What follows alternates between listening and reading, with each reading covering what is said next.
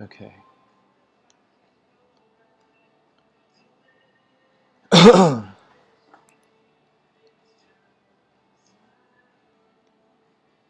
Right.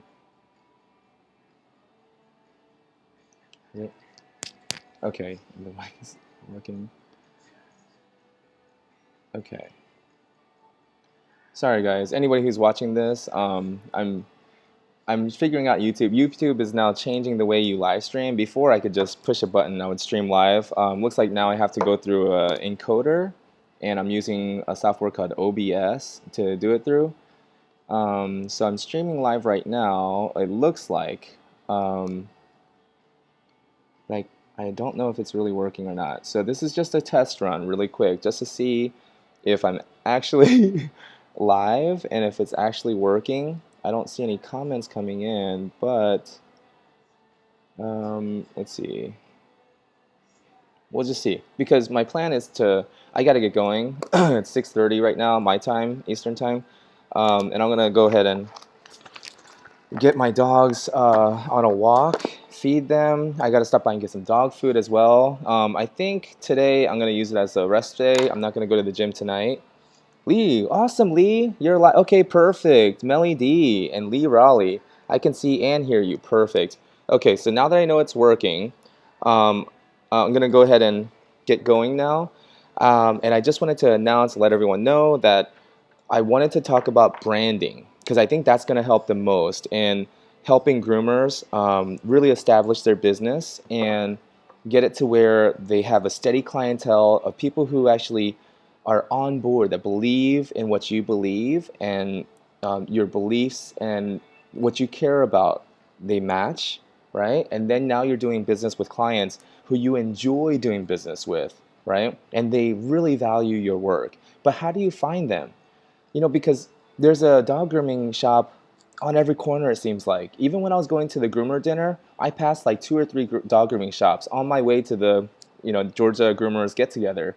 And it's when you don't create a brand for yourself, when you don't have a way to differentiate yourself, to stand out of the crowd, then you get lost in the crowd. You just start to become like every other groomer. And when you're pretty much offering the same service as every other groomer, then the way people choose your service is they usually sort by price.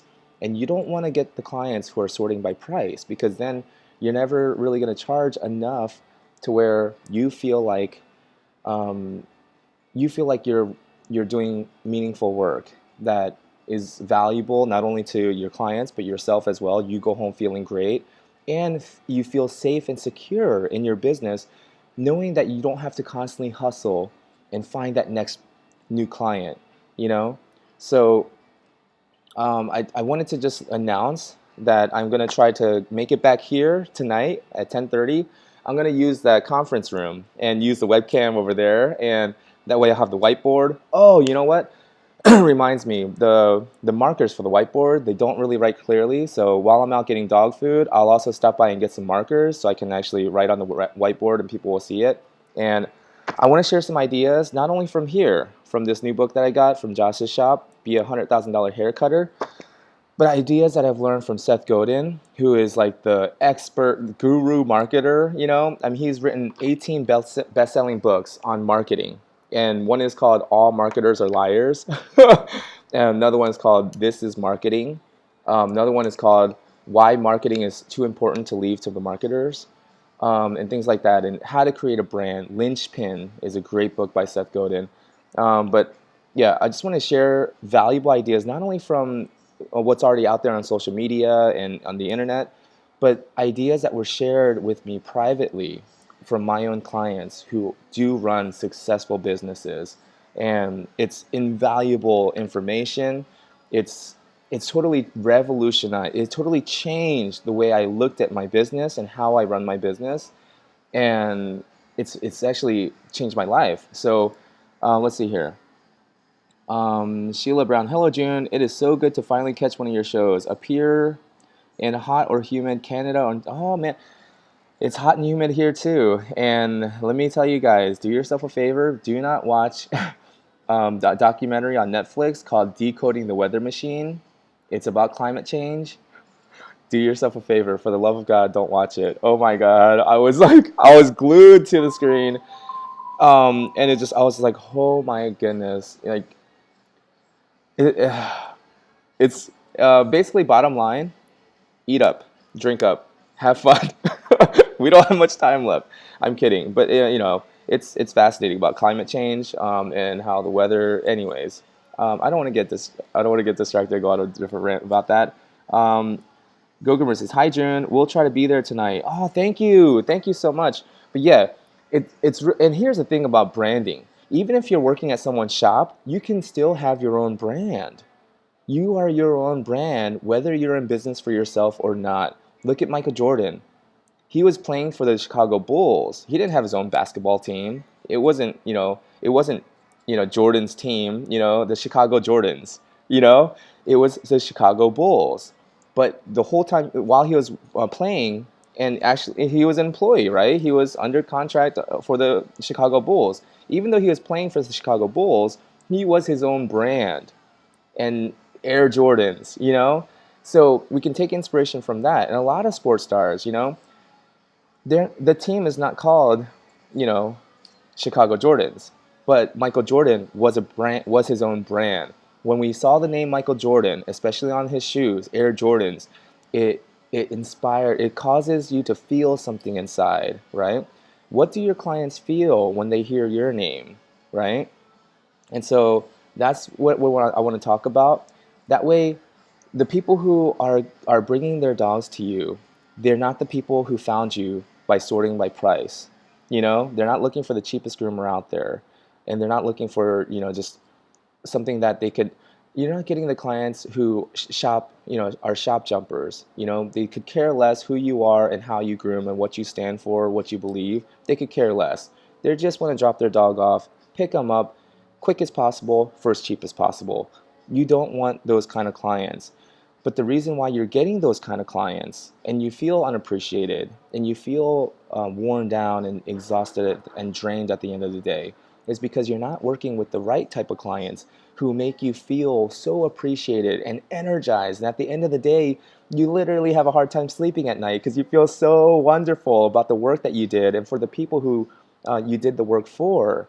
And they value you and you feel so appreciated and you feel so grateful for the work that you're able to do now. How do you get there when there is a sea of groomers everywhere? Depending on where you live. I know there's some groomers, they tell me that in their area there are no dog groomers. And if that's the case, I mean, you have a little bit of advantage. But here in Atlanta, it seems like no matter where you go, there's a dog grooming shop on almost every corner.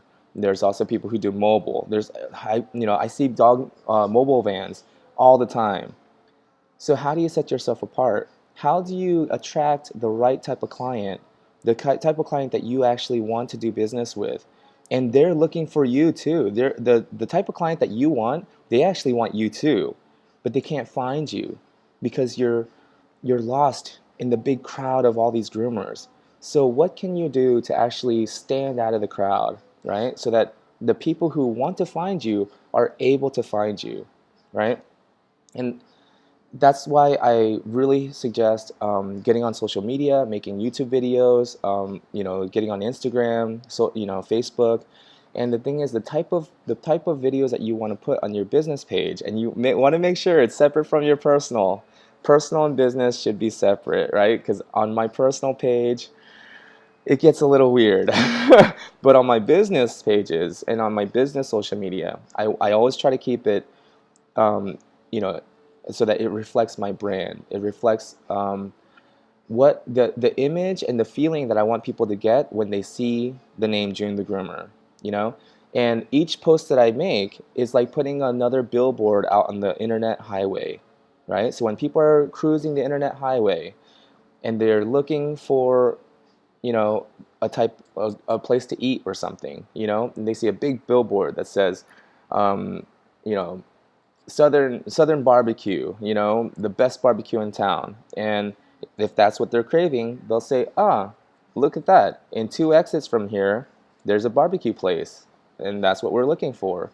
If that's not what they're looking for, then that also is helpful because They're gonna say, oh, in 2 exits, and that's where the barbecue place is. We're not looking for barbecue. We're looking for hibachi, you know. But then the hibachi place, if they fail to put a billboard up and saying, hey, we do hibachi, and we're just 2 exits down, they're gonna miss that person's gonna drive by that exit because they don't even know that hibachi place is even there, right?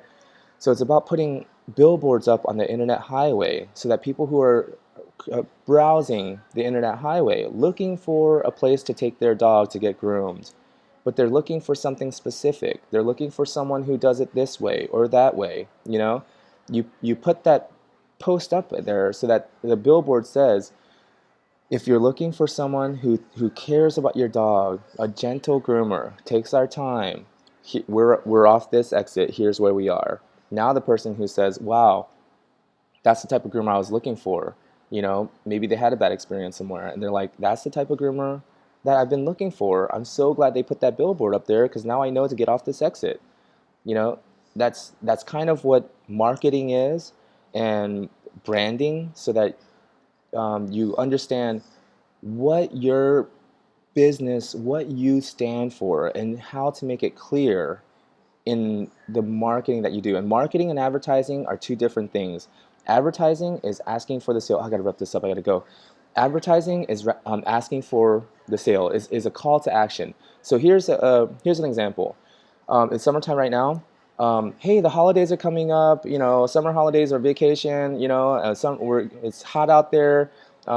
It's time to get your dog's groomed. Come make sure you book your appointment. That's advertising. Or you know what? Something even a little bit more.